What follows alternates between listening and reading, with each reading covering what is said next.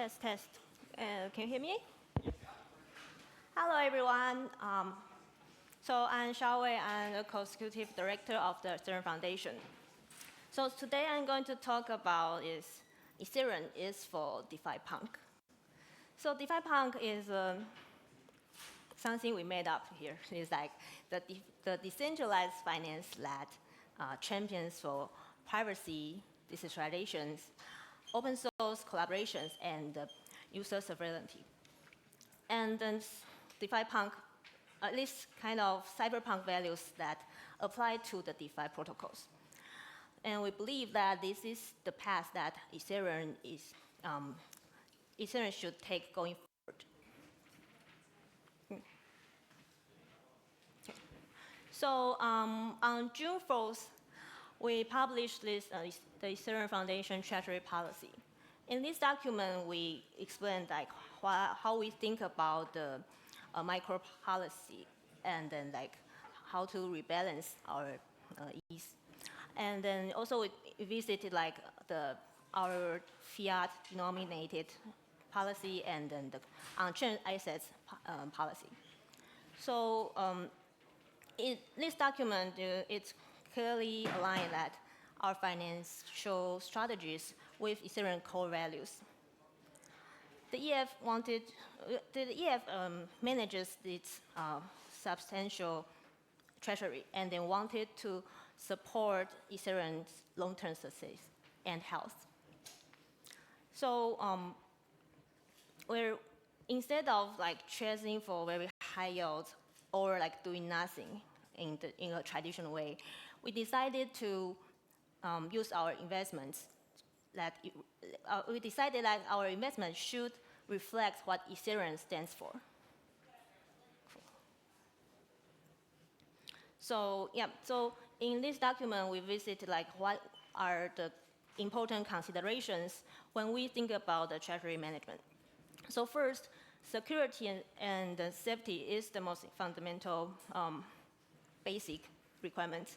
We wanted to choose the strategies that has been battle tested, it's immutable, and then it's permissionless as possible. And then we also we're also financially responsible to reduce the risk. And then so we will only look at the more conservative and the more safer strategies.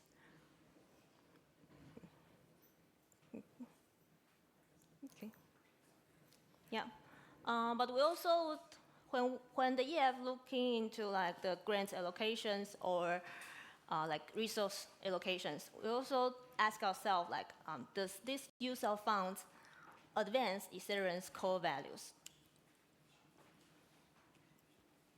We wanted to support so we added this Ethereum's deeper goals into our considerations. We want to support maximum secure, decentralized, open source cyberpunk applications. And then we want to advocate the ideal DeFi protocols that are trust minimized, composable, and privacy friendly.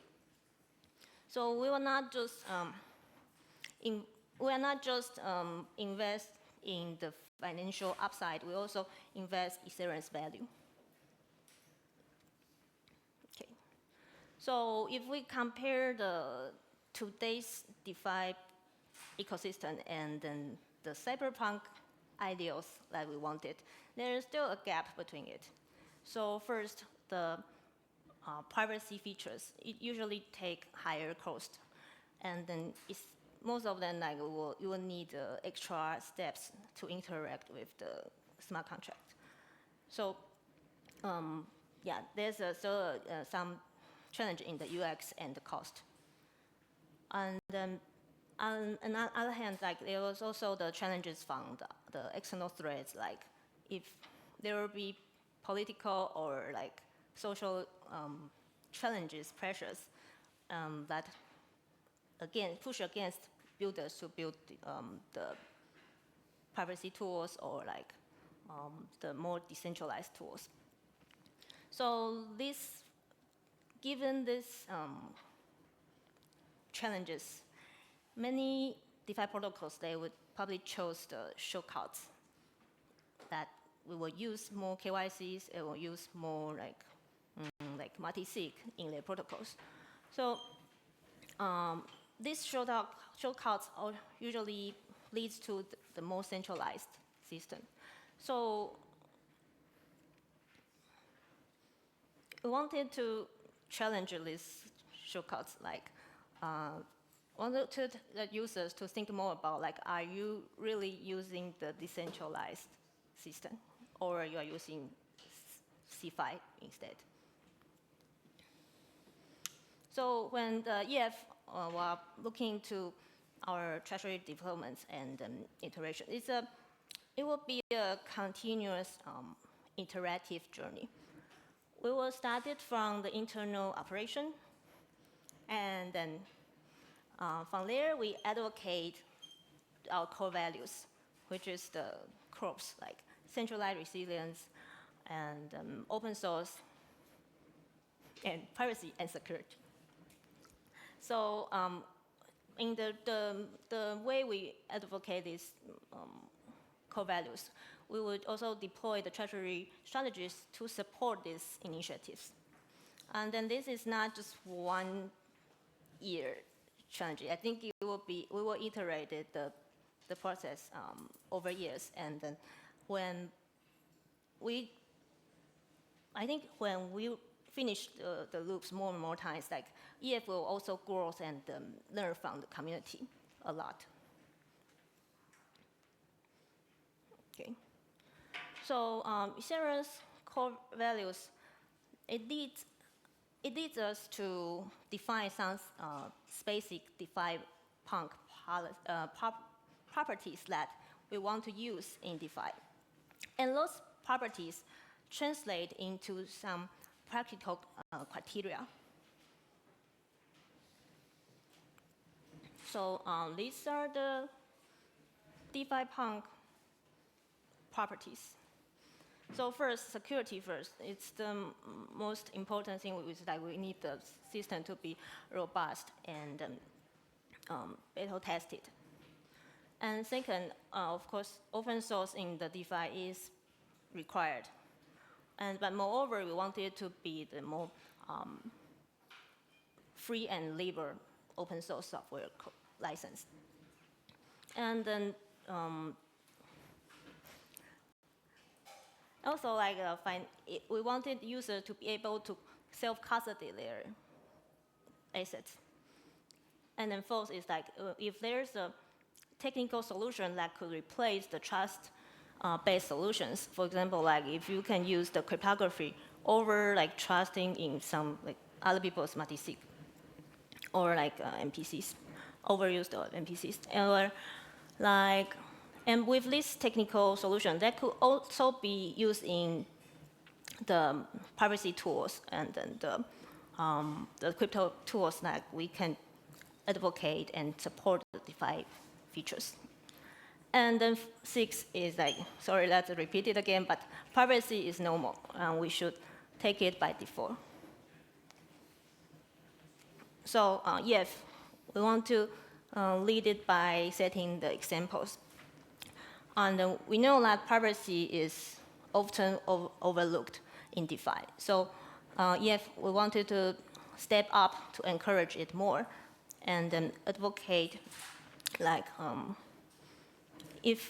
think we believe that if community, the current mature projects, that like if they also move forward to the more cyberpunk, Defipunk values, it will also be good for their business in the long run. You have to think longer. And then and the third is often the most centralized piece of decentralized protocol is the front-end website.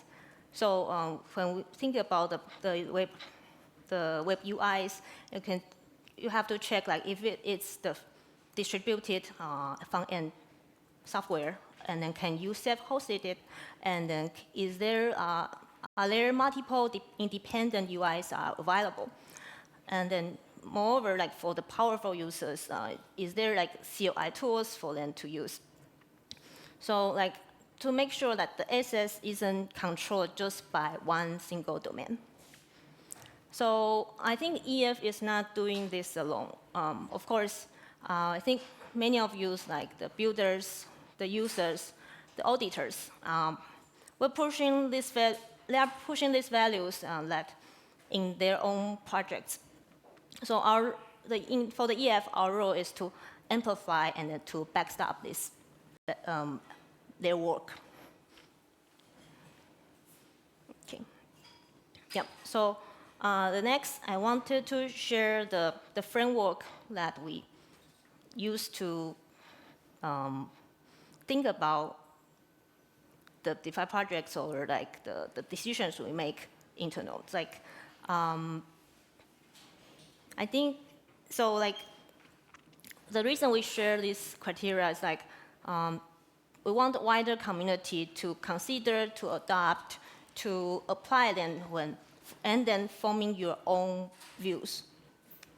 Then we wanted to, we're looking forward to the more credible process and then a longer roadmap improvements to get the project toward these criteria, rather than just like perfection on the day one.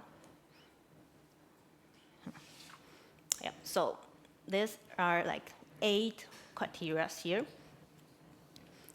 So if a protocol that checks all these boxes, well, that's a Defipunk superstar. But even if like it only meets in like most of them, it's still something that we will evaluate and we wanted to encourage. So it's like these 8 criteria, and then I will explain them one by one. So first is the permissionless access. This is also a repeated fundamental requirements. Like there should not be no gatekeepers prevent you from using the smart contract. And then whether you are like a developer in San Francisco or like a day-to-day user in Vietnam or like an enthusiast in Nigeria, then the door should be opened for everyone, because Ethereum is open for everyone. So the Defipunk must open to everyone as well. And the second value here is, the second criteria here is the self-custody. So are the users able to maintain their maintain the custody of their own assets? And also, like in other words, like does the protocol provide and empower the users to hold their own keys and control the assets by default? So since it's SafeCon, so I also wanted to shout out to SafeWallet. I think that's a very fantastic product, like to promote the self-custody. Yeah, and then the third value here is the the free, libre, and the open source softwares for flows. So like it's the contract code, and then also like if it's better, the UIs are like free, libre, open source softwares like copyleft, AGPL, or like the permissive NIT or Apache licensed. We understand like some projects chose business source license like BSL, or like delay the open source to protect their IP. We get the reason, but just for Cyberpunk's perspective, I think that we could do better together. Like we like to like coordinate it to see the world could be more like collaborative and innovative with Floss software.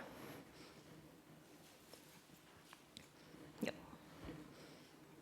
And then privacy. Yeah, so privacy is often treated as a luxury features or like after thoughts in DeFi.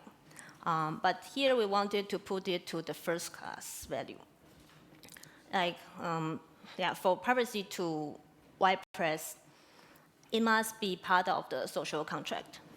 So like when you look using a app, you can ask yourself like, are these transactions visible for everyone? And is your use in this protocol like actually will review your IP address, review your identity on-chain?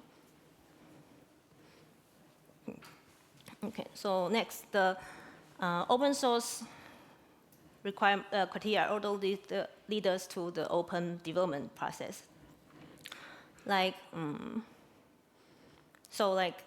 think the most important thing is like if the contract has been, the protocol has been launched, and then there's potentially some upgrades there, and then the users have to know like what's the decision-making process, and then if the process, like how they set the upgrades, how they set the parameters, how they set the roadmaps. Yep, that should be transparent. Next is the maximally useless, maximally trustless core logics. It's like how we evaluate like how trustless this project is. Like, is it immutable, or like is it if it's immutable, it means like it's not upgradable. So usually it will be more secure. Or like if the upgrade process is governed by a very, very decentralized governance system. Yeah, so also like when design a system, could you design it with minimal Oracle usage?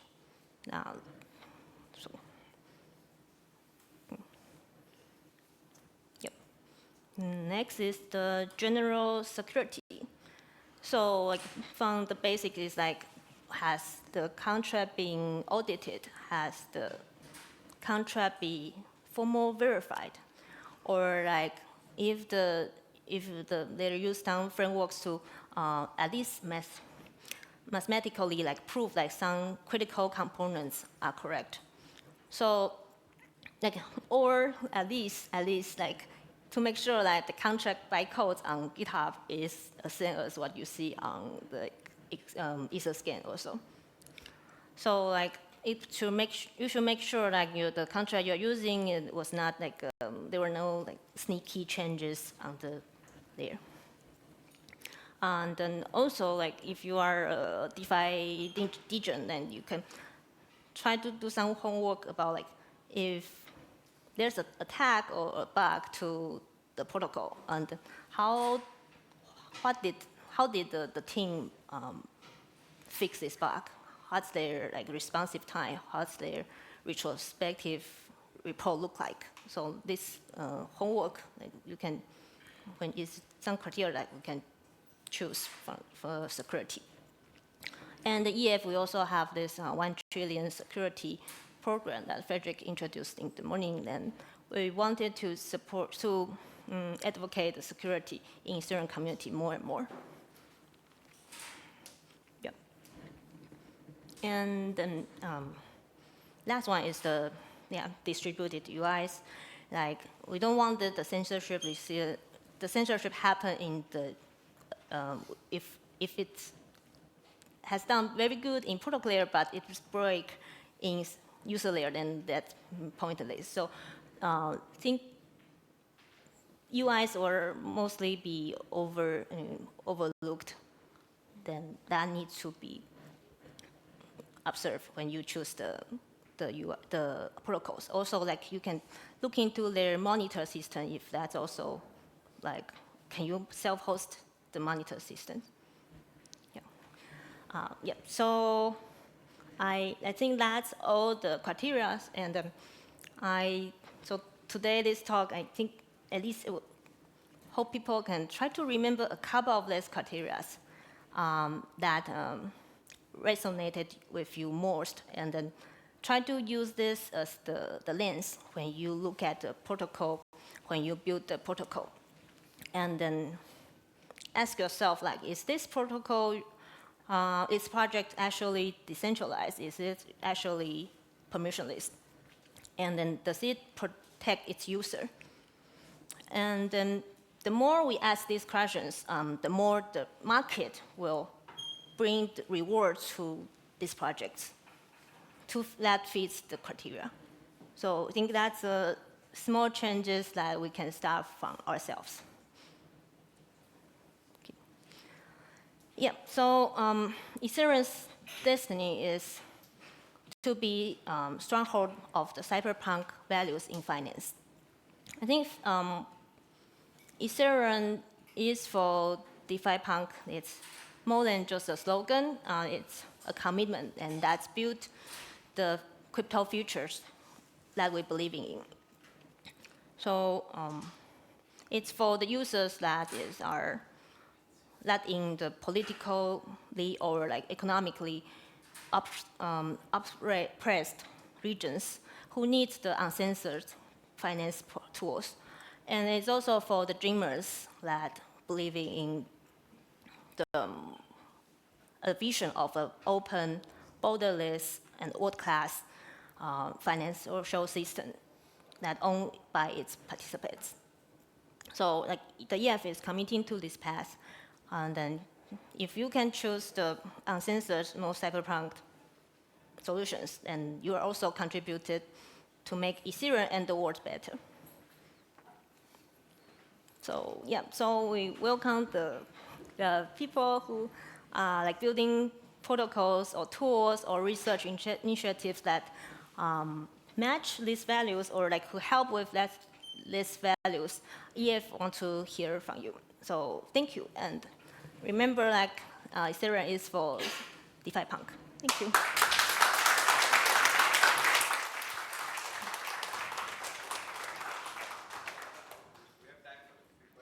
Yes, we have time for some questions, if you agree. Yeah, Ani? Hsiao-Wei, one question I have is Ethereum has a lot of influence and resources, Ethereum Foundation specifically, and you're now signaling that the way you deploy those resources is going to be in a Defipunk manner, right? Do you think other enterprises, other institutions are going to look at the EF playbook and kind of be inspired to deploy their large resources in with the same values as Defipunk? I think for the EF, it has a spatial role in Ethereum ecosystem, at least. Like we wanted to, the EF's moves are like observed or also like being, not saying censored, but like being watched. So I think some attentions like, okay, sometimes make EF like, we will make the moves more carefully and more thoughtfully. And then this, sometimes the over attention is bad sometimes for us to operate it, but we wanted to transfer this energy, this attention to do something good, which is this DeFi protocol of deployment is for. Yeah. A question from the back right of the room. Good. How does Defipunk look like as a meme for you? Yeah, I saw some meme coin. I think they are scam, but I'm not quite sure. I saw a token somewhere, but I like this as it's a good, we don't need to make a token, but I think I like this as a meme. Okay. Are there any more questions? Oh. Yes. So, okay, if I have a project that I apply I use the form to register, and you're going to look over it. What if, for example, not that I'm planning to do this, don't arrest me immediately, but what if someone wants to do a second Silk Road? You know, it match Silk Road, right? Selling drugs on the black, Okay, on the I see. dark web. Would the EF, uphold the values this far in the sense that it can go against some legislation and things like this? Like, how far are you willing to go to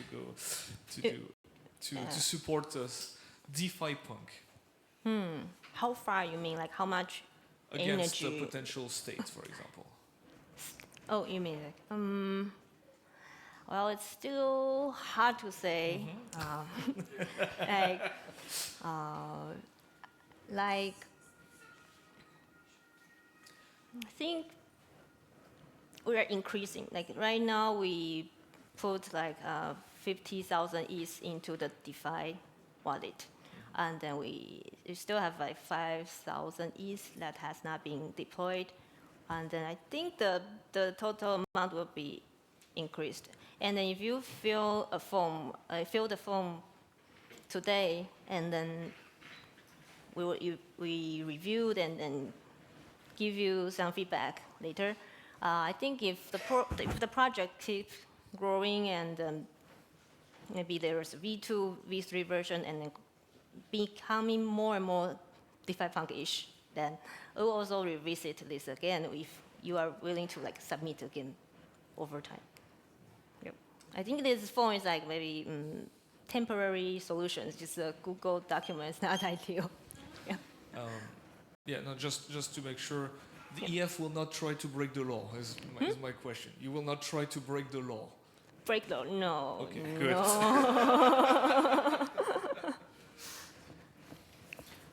Yeah. Okay. Are there any more questions? This one. So the EF was quite public about how they've deployed the funds so far. And going forward, if there is more useful privacy-preserving methods, will you still maintain the same transparency if you're using a privacy-focused protocol? Because they're like both good things, but how do they mesh together in terms of transparency plus privacy? I think at least for now, at the moment, like we will do everything transparently. And then there was one. We were thinking about using some privacy tools, but like, I'm thinking like if we use it, but we still want to tell everyone this is us, and that was a bit strange. But I think sometimes for the supporting it's also part of it was signaling, not for the yielding.